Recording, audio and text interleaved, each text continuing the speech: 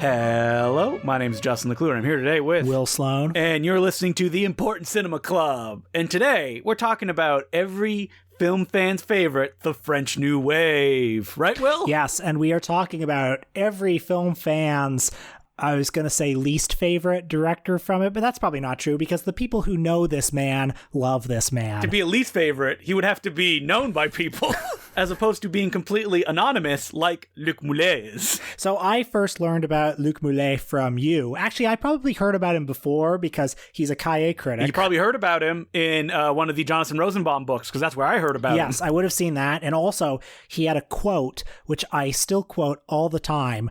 He was referring to Samuel Fuller, and he said, and I'm just paraphrasing this, on the subject of fascism, the only perspective that is interesting is from a man who has been tempted.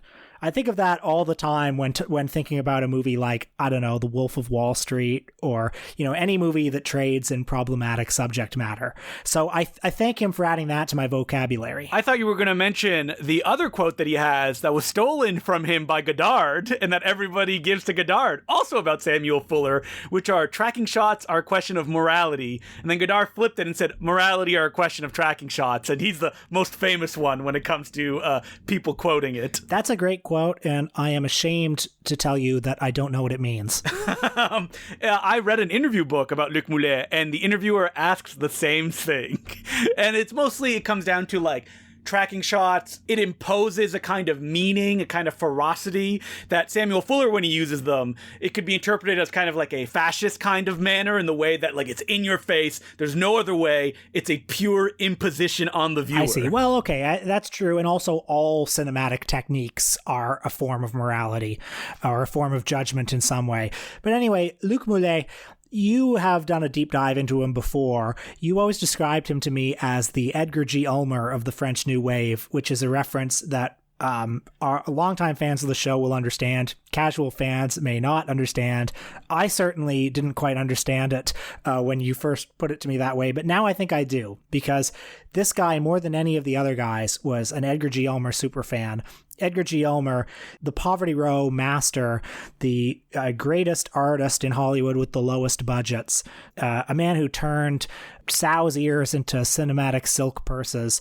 And Luc Moullet also made films that are very modest, very humble, drawing on American genre influences, and very playful and subterranean almost. And I feel that when you watch Luc Moulet's film, there's also, just like, you know, when you think of Detour, a control of the cinematic form in interesting ways. And we'll get into it when we talk about his films, but like in ways that is always drawing attention to the fact that what you're watching is a movie.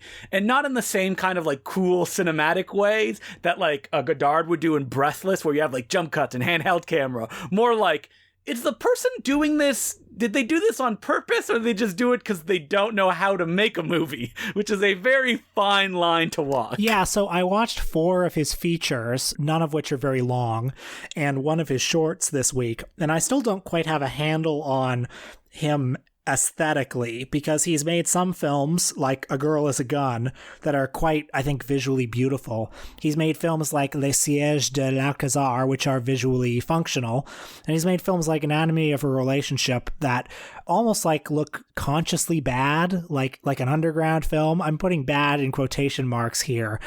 What unites them, I think, is a kind of playful spirit. I don't know what you make of that observation. Well, I would say that I could see a Luc Moullet film and know it just in the way that he frames, the kind of staticness of his images. He never moves his camera.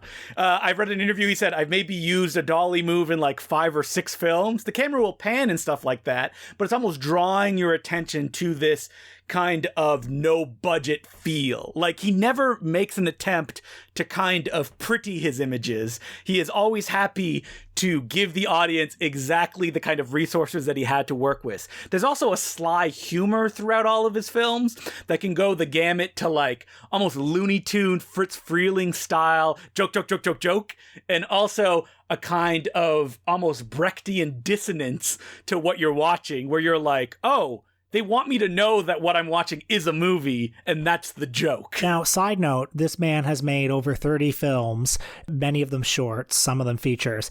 None of them have been very successful. He has not made big inroads in America. He has not even been very successful in France. It seems to me that that is almost like central to the meaning of the films. The films, as they go along, in particular, get more and more kind of like self-consciously small. And you can see from the beginning, like, he was trying to imitate in his own way what the other French New Wave directors were doing. When we say he was part of the French New Wave, he was in there. He was writing for Cahiers. His first shorts, one of them was produced by Truffaut. One of them was produced by Godard. Like, he knew all of these people. He was good friends with Romer. And when we're talking about, like, low-budget French New Wave directors, I think that Éric Rohmer is, like, the one that people think of, because he made very small, kind of talky dramas that did not need big technical crews. Like him and Jacques Rivette, they never went up to like the Truffaut or Godard level. They kind of stayed where they started and just got comfortable there. Luc Moulet's film kind of degrade over time, where it almost feels like he can't even afford actors anymore, so he's just in the main roles as his filmography keeps going. By the way, I have a book called A History of the French New Wave by Richard Newpert.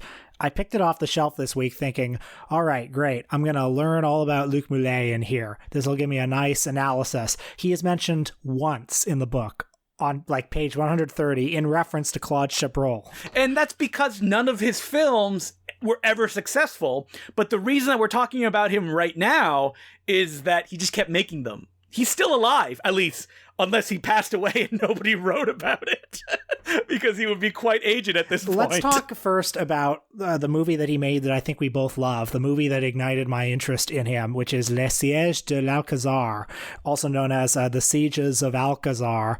It's from 1989, and it is maybe the greatest film ever made about cinephilia. 100%.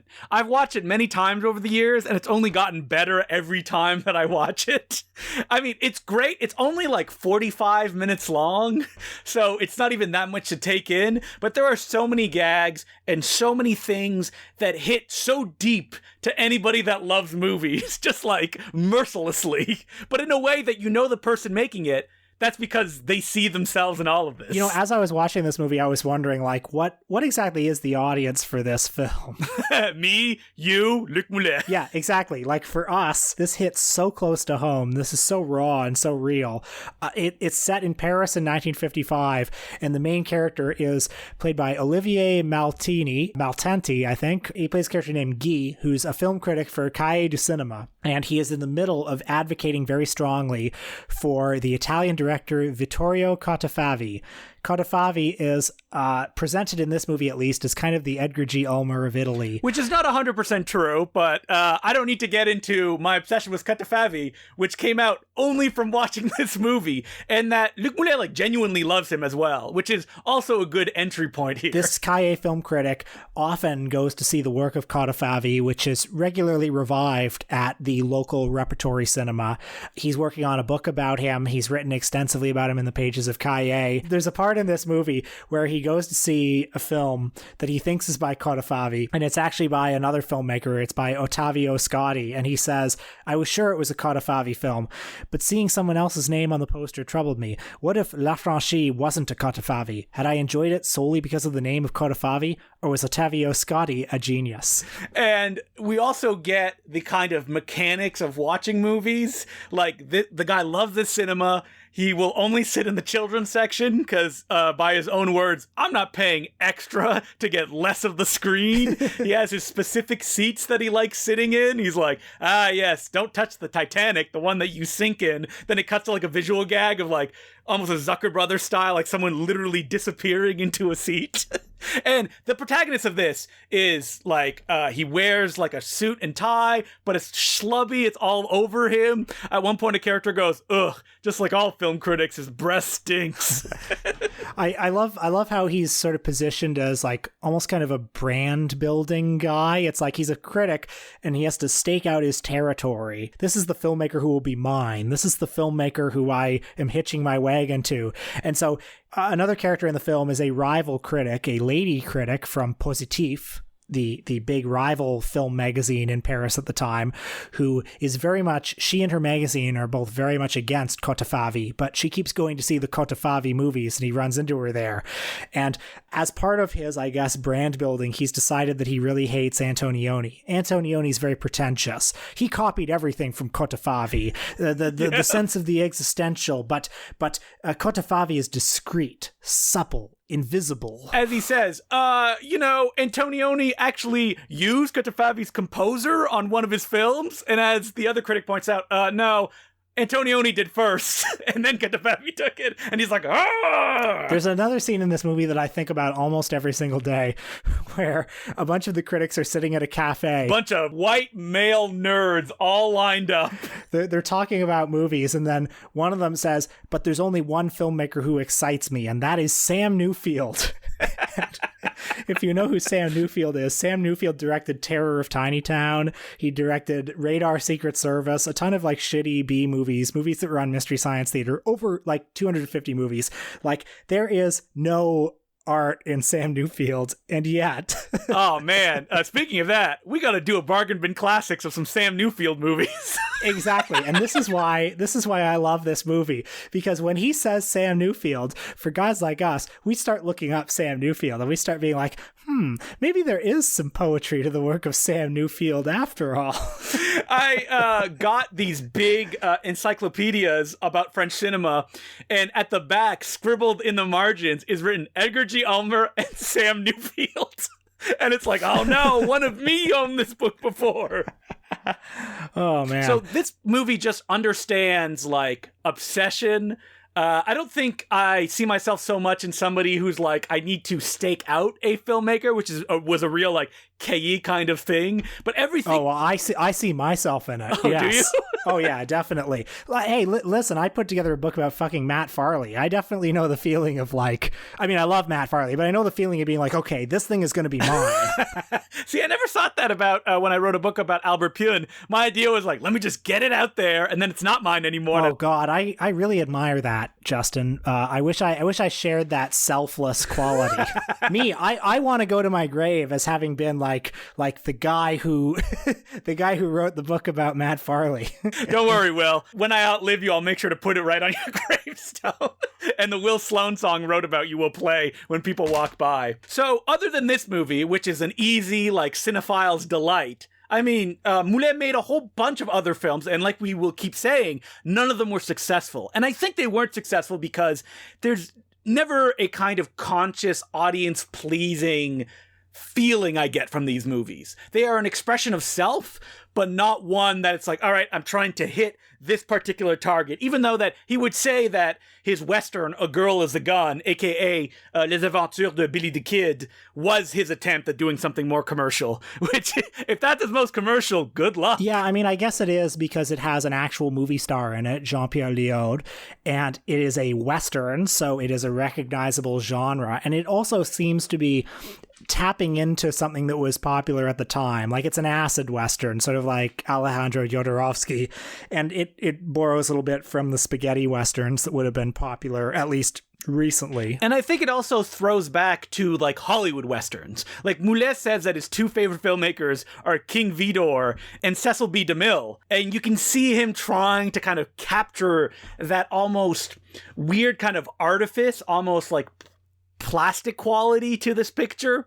And the way that he goes about it is that it's mostly throwing these actors like Jean-Pierre Léaud up against these beautiful, colorful landscapes. And like, one of the main jokes of the film is that every actor is often struggling up a hill. And hills are definitely a theme in the cinema de Luc Moullet. He loves mountains, and they're everywhere in his movies. It's kind of a beautiful movie. Visually, it took me a little while to get on the wavelength of it. Like, I had to understand that there is a plot. It's about a gunslinger and kind of a woman who's a bit of a temptress figure, and she's following him as they traverse this landscape after a shootout. There's not much more plot than that, and it's all kind of about mood. And Also understanding that there's not really a point to all of it. I've heard it described as a Dadaist exercise, which it sort of is. There's no point to it really beyond like the mood and the spirit and the attitude of it. Personally, I think it was very funny. Like, I laughed a lot watching this movie. But it's weird to kind of explain the jokes because people listening are like,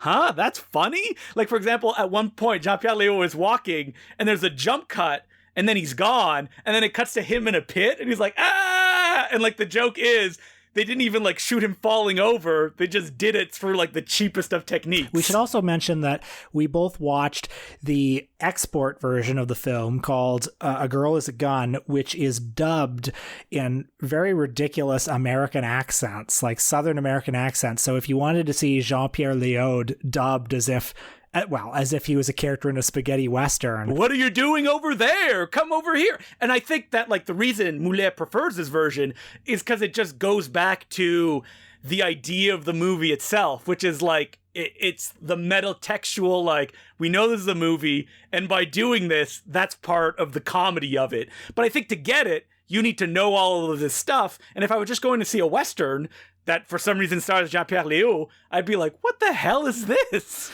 Yeah. I mean, at one point, they're sleeping and Jean-Pierre Léaud's been shot in the arm and the woman repairs his arm just by removing the makeup off of it. And he's like, oh, wow, that just made it feel much better. It's a movie that I would love to see like projected in a theater so that I could sort of like vibe with it a little more rather than on my laptop. I would kind of like to like live in this movie a bit more. Yeah, like on a giant screen, these like beautiful kind of landscapes that you never really see in any other cinema, populated by these like little insignificant figures. Jean-Pierre Léaud through the movie runs like hunched down, walking, and by the end he's essentially turned into like a Daffy Duck style figure. Like a series of running gags at the end, he's like, I just want to die, and he just can't die no matter what happens. It was strange to watch this movie in the middle of all the other movies we watched, because we also watched Anatomy of a Relationship from 1975, which is a much smaller scaled contemporary drama shot in black and white with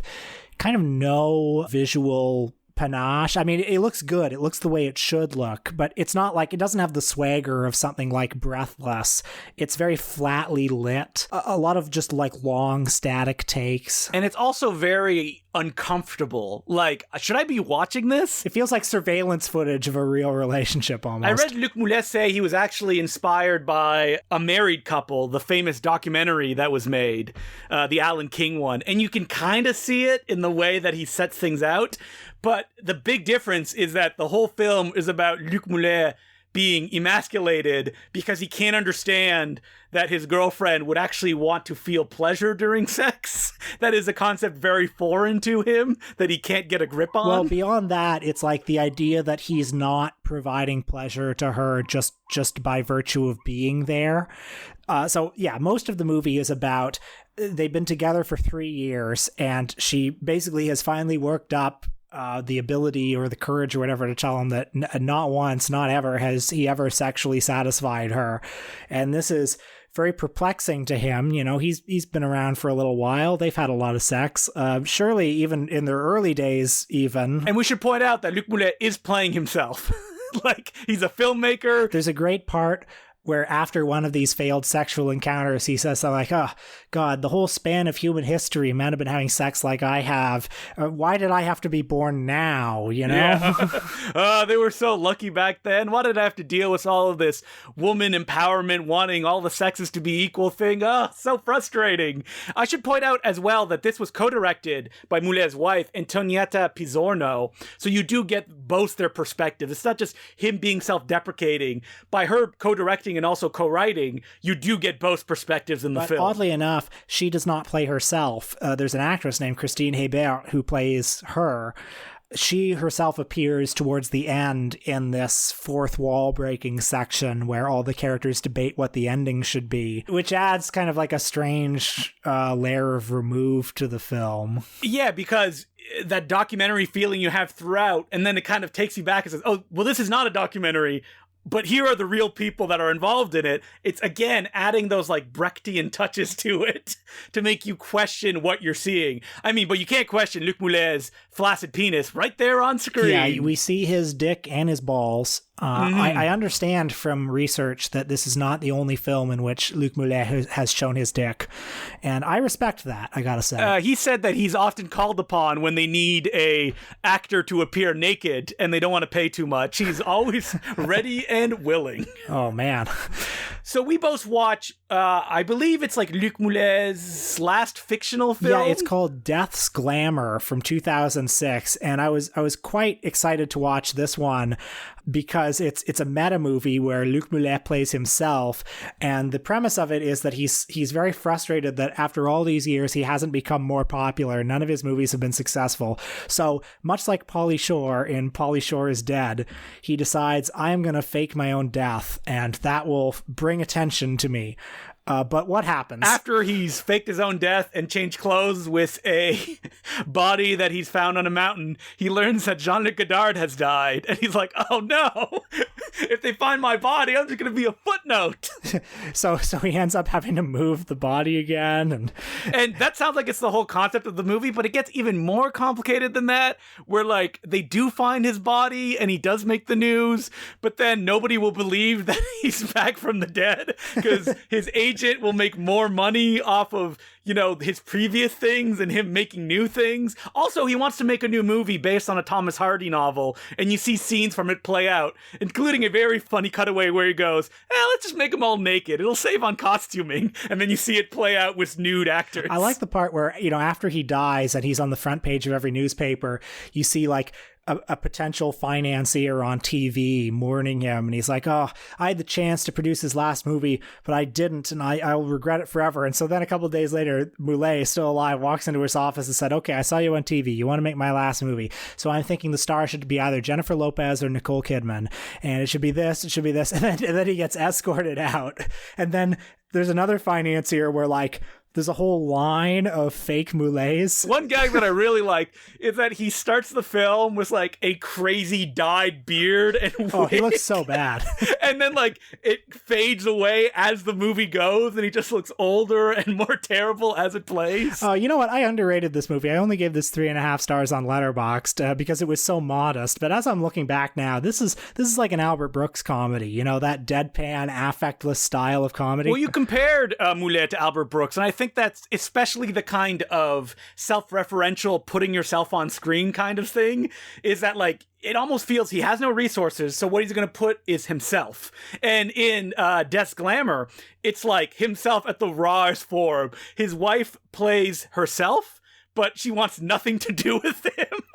He's like, oh, you're faking your own death? I don't care. Leave me alone. I want to continue my life. You know, now that you're out of it, it's actually gotten better. And it's still filled with like weird cinematic in-jokes. I'm sure 90% flew right above my head. But then there's one where he gets committed to an insane asylum and he's so excited to be there because he's like, the insane asylum, that's where they find all of these rare prints of films that don't exist anymore. Right. Like they found, what was it, Caligari or was it Nosferatu? They found Joan of Arc, and I think Metropolis was another one, the like extended versions of Metropolis. Why is this movie not like Pauly Shore is Dead? Why is it not like simply a navel-gazing, off-putting exercise? I feel like Pauly Shore is really in love with himself, that while he can kind of parrot the fact that people are annoyed with him, Pauly Shore is Dead reflects the idea that he doesn't understand why they would be annoyed with him because he's a funny guy that everybody should love. Death's Glamour is like Luc Moullet going, listen, I suck. I think I suck, and that's why it's so funny, because there is just like a nakedness that feels pure. He's never depicted as somebody who like was truly cheated out of anything. Like the fact that his career has been a failure, there's never really a sense in this film that he deserved better. I mean, obviously we know he deserved better, but the movie depicts him as like kind of this foolish figure. And the part where he goes to that financier's office and says, okay, you wanted my movie, I'm gonna do this, gonna do this, gonna do this, and then he gets dragged out. Like it's like a fantasy scenario, but not a fantasy outcome. Like he gets the outcome that he deserves for having done something this fucking stupid. He keeps like putting himself down in a way where you almost sense him behind the camera going like, yeah, this is what would happen. I really deserve this. The parts after he fakes his own death and then he goes to like the newsstand and he looks at every newspaper that has him on the front page, and you just like sit with him there as he picks every single one off the shelf. Yeah. And it's so funny because it's like what does this prove? Like, there's no catharsis to this. It's like, oh, cool, you were on the front of the newspaper. Like, big deal. I mean, there's so many funny jokes in this movie. Like, the fact that they accuse him for being the guy that actually died, and they book him for murdering Luc Moullet. And everyone's like, why would Luc Moullet fake his own death? That's crazy. You're obviously the murderer. I feel like here, what's really funny about it is that he understands the strain of humor that by putting himself into it just makes it funnier. I mean, you kind of need to know who Luc Moullet is at a certain point, that he was part of this French New Wave, that he failed, and that he would reach this point in his life. That is extra funny. Like, Pauly Shore was successful, and then he fell from grace after a year when people sobered up. Luc Moullet was never successful, and that's why it's extra funny. Yeah, and we all think that we deserve better than we've got. We all wonder what it will be like, at our funerals. Everybody who has wronged us or whatever will finally come around. While in this movie, Luc Moulet's wife ends up killing him for real at the end. And his body gets thrown in a ditch where someone steals his wallet. Okay, I want to go and add a whole star to my star rating now. I'm really talking myself into it. It felt like a very modest achievement when I watched it a few nights ago, but now I realize this is a really funny movie. So Luc Moullet, I feel, is one of those directors that, like, we're only really scratching the surface in a way. Like, I really like his first movie, Brigitte et Brigitte, and I always think about it because the way that he shot it was all in front of, like, a white wall, like a fake studio, mixed in with, like, kind of guerrilla style in the streets of Paris. So there's, like, a weird kind of, like, what's going on? Because you've never seen a movie faker than that on screen. And, like, Les Contrebandiers, The Smugglers, his third film. And there was a box set that came out in the States. His work feels like Arrow is, like, in the wings, like, this is the kind of stuff that companies should jump on and introduce to a new audience. I agree, but it's also the kind of work that deserves to be shared with people passing each other DVD-Rs, as you did to me with Les Sièges de L'ALCAZAR a couple years ago. He feels like an under-the-radar thing, a secret among cinephiles, and now we're letting you in on that secret, so go explore. All right, so as per usual, you can send us letters at importantcinemaclubpodcast@gmail.com. So I have a letter here from Pete Kahn, and it goes, "Greetings from the UK. Thanks for the show. It's fast become one of my favorite film podcasts around. I've always tried to see a wide range of cinema as possible, but you've really expanded my scope of what is out there. And I have discovered a newfound Matt Farley fandom thanks to your praise of the man." There you go, Will. He's my Cota Favi. Yep. If you're anything like me, there are always hundreds, if not thousands, of films on your to-see list. And yet, there is always a huge amount of films I've seen in the past which I feel I may develop a richer relationship with upon a revisit. Particularly with titles that I feel I have missed something about upon initial viewing. When there's always so much you may be meaning to get around to, how do you strike a balance between making new discoveries versus coming back to previously seen titles? Thanks, and keep up the fine work, Pete. Can honestly say that it's something that I've never really thought about. I go where my mood takes me. Sometimes that means watching Batman 1989 for the 500th time, and sometimes that means exploring a new discovery, but I would say trust your instincts. I'm gonna say that I do consciously think about that, being like, I want to watch something that I haven't watched in a while, because I find when I get stuck in ruts where I, like, watch either movies of the kind I like martial arts films or like horror stuff, if I watch a bunch of them in a row, it just makes me sadder, because it's like, I'm just stuffing candy in my mouth. Like, it makes me feel kind of sick. That, like, if I kind of break it up, the stuff that I really like or discover, I'll like even more, because it is separate from all of that.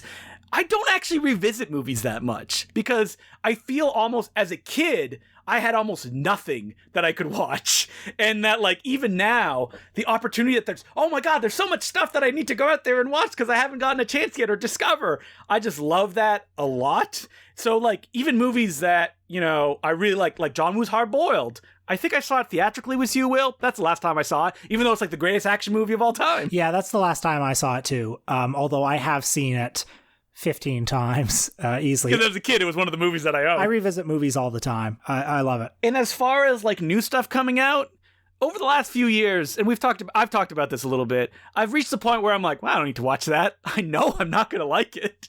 Like, I see people on Netflix, like, watching movies, and I'm like, why are you watching that? Yeah, there was definitely a period when I felt more of an obligation to keep up with the current cinema, which is, really stupid because you're actually not obligated to watch anything. Like, but I felt like I was doing my due diligence in some way, watching like all the Best Picture nominees or you know, like the latest Judd Apatow movie, you know, a guy who I don't even fucking like, but you know, just slavishly going to see his movies anyway. And I have found in particular that during the pandemic, it's been much harder to keep up with current movies. Like, actually, I have felt that I've had to more consciously watch new movies in the pandemic, because every now and then I will think, I want to see what's happening. I want to try to like keep up a little bit. And so like a week or two ago, I was like, okay, I'm going to watch On the Rocks and I'm going to watch Spree tonight as a double feature, just see stuff. Because a problem with keeping up with new movies in the pandemic is that if it's in a theater, there's a whole experience to it, and it's so concentrated, and you feel like you're part of the original audience going to see a movie. You feel like you're part of some kind of conversation. Whereas if it's all on your Roku right now, competing with every single other movie ever made, you know, it lacks that special quality. It feels less urgent. You, as a listener, feel the need to watch every new movie that comes out. I would try to take a step back and ask yourself, why do I feel the need to watch every new movie? No one cares. Like, no one's going to be like, you haven't seen this? If they do, and it's like bad movies, don't talk to those people. They're bad. And if it's because you want to kind of enrich yourself, watching all the new movies will not do that. It's better to try to challenge yourself and to watch different things than you would watch. I think that is more, because that's a personal thing. It will like raise the enjoyment and the thoughtfulness of the experiences you have watching movies, as opposed to just whatever garbage is being piled on and you're like, I gotta watch it. Everyone's talking. No one's talking about it. Are your friends talking about this movie? They're probably not. Like, come on. You know what I like doing? I've been trying to watch every Edgar G. Ulmer movie. So I like to find the best public domain copy of Jive Junction I can find, and then watch that, and then be probably released by David Callett, because he put it out through his DVD company. I like looking at it and being like, oh, there's a shadow. That's Edgar.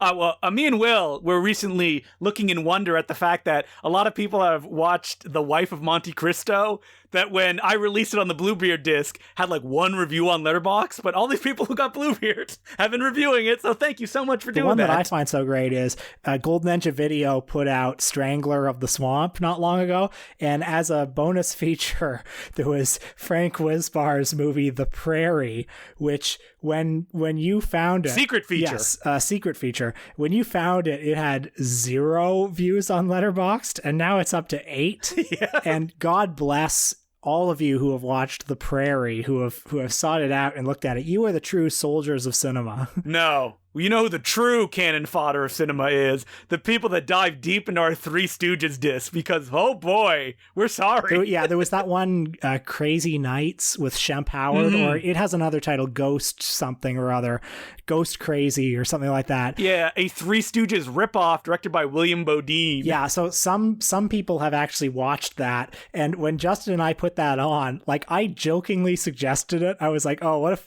what if this is a hidden feature? And then you were like, you madman, let's do it. Yeah. We just liked it there as ornamentation. We thought it was funny to have that as a hidden feature. You weren't meant to watch it, but God bless you if you have. You find a treasure map, you dig down, you're like sweaty, covered in like dust and mud. You open it up and it's just a big turd there, and then you start eating it. I mean, I've watched Ghost Crazy, so I'm no better. And I know I released a podcast about this before this, but there's a bunch of new Golden Ninja Video releases that are out, including Wolf Devil Director, the films of Pearl Chang, which people have continually emailed me about. It's back in print. You can buy it now as long as you pair it together with Blood of the Dragon, which is a collection of films directed by Cao Pao Shu, who is another female director that worked in Taiwan. And we also have Personal Space Invader, a film that I worked on many years ago before Teddy Bomb in its ultimate edition. So I did a new interview with the director, the sequel's on there, so much fun stuff. A VHS version of the movie where I literally burned the film to DVD, played it on a DVD, and using a combo player, taped it on a really crummy VHS that had like a peplum on it. So I even kept the beginning of the peplum and then it jumps to the movie. And so it's all washed out, filled with hiss. And for anyone who's Canadian, I also put City TV commercials throughout as if you're like watching a City TV broadcast. So that's on there. And also an amazing film called A Sweet and Vicious Beauty, which is one of the rare times during Golden Ninja Video that I saw a movie, realized it didn't have a Blu-ray release, and just reached out, cold called the director and went, "Hey, could I put your film out on Blu-ray?" And he was like, "Yeah, okay." And he's worked with me, and we've done tons of special features. There's going to be commentary tracks. There's an amazing Hong Kong-inspired feature film he made in 2003 that he never released anywhere. And there may also be a secret feature on the disc that was shot on Super 8mm that he made that I would describe as Basket Case if it was a noir and also had martial arts sequences. So check it out. Check them all out. GoldenNinjaVideo.com, limited edition. Pick them up. So what are we doing next week, Will? Oh, what are we doing on our Patreon, actually? On our Patreon, we are talking about a movie that we have long wondered about. Not intensely, but mildly, latently. What if a filmmaker tried to slavishly recreate the Marx Brothers in the 90s with John Turturro as Groucho? Well, it happened. And what if that filmmaker was Dennis Dugan, the director of Happy Gilmore? Folks, it's no fantasy, it's reality. It's Brain Donors from 1992. We watched it. Did we like it? You'll have to find out. At patreon.com/The Important Cinema Club. Only $5 a month, and you get that episode in our entire back catalog. It's crazy. And also any screenings that we may be doing in the near future. I don't have any announcements, but I will post it on here when I do. Okay. So next week, we decided to go classic Hollywood because we haven't done it in a while, right, Will? That's right. We are talking about The Rat, Elia Kazan. A real piece of garbage. Let's just say that right off the top. A man with a, shall we say, complex legacy.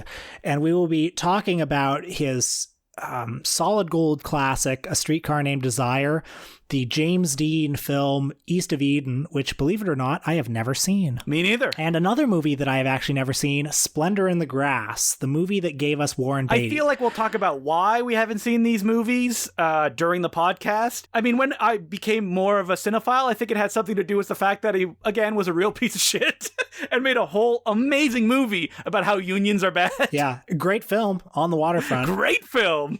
But, you know, when you stop and think about it for a second, you're like, uh-oh. But that's what we'll be doing next week. So until then, my name's Justin Decloux. I'm Will Sloan. Thanks for listening.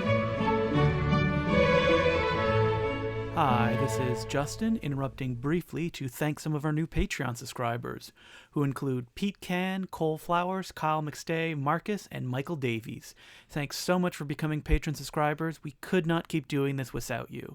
And just as a reminder, which I will keep doing until it happens, on December 12th, I will be hosting a holiday movie mind melter online. So essentially, it's going to be 24 hours of holiday movies that, if you are brave enough, I challenge you to come and watch with me and whoever else shows up. It was a blast when we did the Halloween one. Everybody bonded as we enjoyed and suffered as the hours rolled on all of the wild movies that played. This time, it's not going to be completely movies that I haven't seen. It'll just mostly be movies I haven't seen and whatever obscure and perhaps classic holiday movies that I would love to watch with a group of people. So I hope you can make it out to that. For more information, check out my Twitter profile at DeCloux, D-E-C-L-O-U-X, the letter J. It's December 12th at noon, and you'll find the link and stuff on my profile. And with that, I now return you to your regular scheduled programming. So Tenet leaked this week. I'm not sure what happened, but suddenly it ended up on my computer as well. And somebody pressed play on it, and I watched the whole thing. I think the ruling class is constantly wiping out any possibility of a better future. So let's take a little bit of money from them for once. Well, Christopher Nolan, he's one of us, right, Will? Someone who just loves movies, loves making movies.